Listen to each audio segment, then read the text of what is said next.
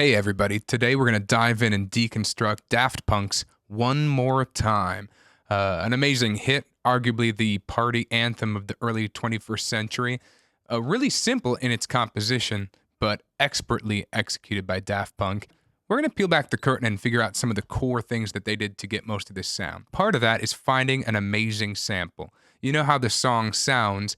A lot of it is actually gleaned from this track, More Spell on You, which is a 1979 disco track by a guy named Eddie Johns. Tell me if this sounds familiar.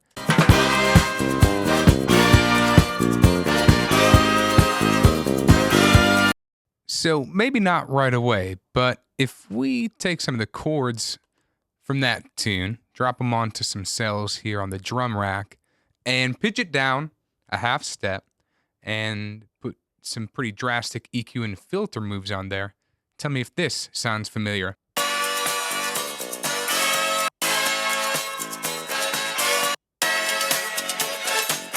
Now let's hear that sequenced.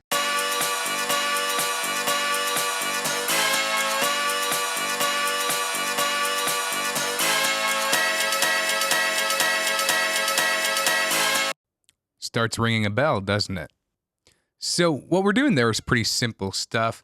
Basically, we created a drum rack on a MIDI track, and I just took this whole tune and dropped it onto a cell, which creates a simpler. So now I can take my MIDI controller and play the song from a certain point, and then I can move the start point around until I get it in exactly the right spot, and then just copy that cell over to the next one, repeat and repeat. You see how the start point marker moves around?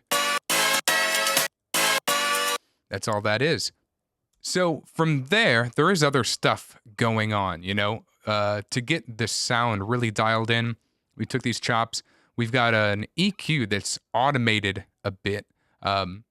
We've got isotope trash, giving it some tape saturation, which makes it sound a lot more like the real track. Also, in the beginning of the tune, you'll notice that the samples are very narrow sounding.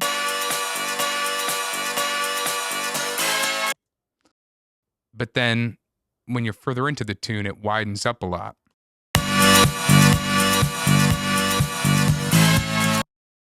So what was happening here is that the filter that was cutting out the bass was removed. And we also have this Ableton utility device here where we can change the stereo width. And we let that open up as the track progresses to give you a sense of space. Now, it's also worth noting that we put a couple of layers of compressors in series, including one that is sidechained to the kick drum we're about to add that makes the track really breathe and give it that French house sound. So besides that and some different filters engaging and disengaging, different EQ bands engaging and disengaging, that's really what happens throughout the whole track with that sample. Daft Punk also layers in some electronic percussion to make this thing larger than life and give it that classic Daft Punk French house sound. So what they use sounds an awful lot like a 909 to me. We've got a kick drum. We've got a closed hat. Those samples are straight from a 909. You can find those in Ableton's core library or really any electronic music percussion library. We've got a shaker. We've got a tambourine loop. Definitely not from a 909, just from a sample library. And a snare from the Machine 2 library got me pretty close to the vibe. You put them all together, and in the context of the track,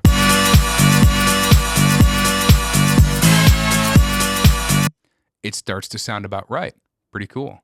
So the last thing we've got to dive into is the vocals. That's really one of the hallmark sounds of this tune. So you get the treat of hearing my poor singing. Here we go. Are you ready? One more time.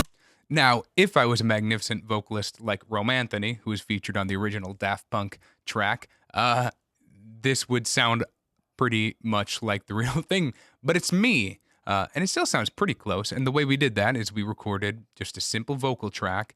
And in this case, I used Isotope Nectar pitch editor and hard tuned the vocals. You've heard this effect a million times in the past 10 years. It's become kind of old hat, where you just slam the vocals to a certain pitch. And in 2001, when this came out, that was kind of a new technique. It really became famous, for better or for worse. Maybe infamous is the word, with Cher's 1998 Believe, but Daft Punk recycled it in arguably a cooler context in this track. So, you can take a really bad vocal take one more time, and basically using something like this plugin or Auto-Tune or Melodyne, there's a couple different ones that do the trick. You crank the correction strength up all the way, see how the pitch contour flattened out, and the correction speed all the way down, and that's hard tuning. One more time. So that's pretty similar to what Daft Punk did, and then to get the vocal vibe, they overlapped different takes, and Romanthony kind of did this like James Hetfield, yeah, on the end of every phrase. One more time, we're gonna celebrate. Oh yeah, alright, don't stop dancing. Sorry you had to listen to that. But now you get some of the production techniques that Daft Punk used, and that's really the gist of the track. Besides some more vocal sections and a little breakdown that's got a really nice keyboard patch, that's the vibe. So I hope you had fun with this. I hope you learned a thing or two and enjoy making some music using these techniques.